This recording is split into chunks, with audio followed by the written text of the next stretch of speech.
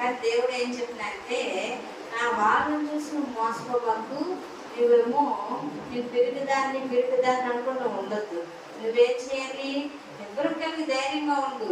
ఒకవేళ నీలోని ఏదైనా ఎదిరించే సత్తా లేకపోయినా నువ్వు ధైర్యంగా ఉండడం వలన నీ దగ్గరికి వచ్చే సమస్య, శ్రమ ఏం చేస్తుందంట, వీళ్ళు ధైర్యంగా ఉన్నారు, వీళ్ళ జోలికి మనం పోకూడదని పారిపోతుంది. హల్లెలూయా.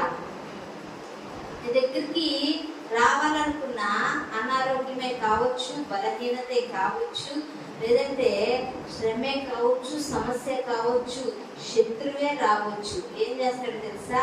బాబోయ్ ఈమె జోలికి నేను పోకూడదని చెప్పి పారిపోతాడు. ఎప్పుడు అంటే మన ముఖంలో మనము ధైర్యంగా ఉన్నప్పుడు. ఈ లోపల ఎంత పిరుగుతనమైనా ఉన్నాయండి, బాబోయ్ సంతాన జోలికి నేను వెళ్ళాలా, ఈ సమస్య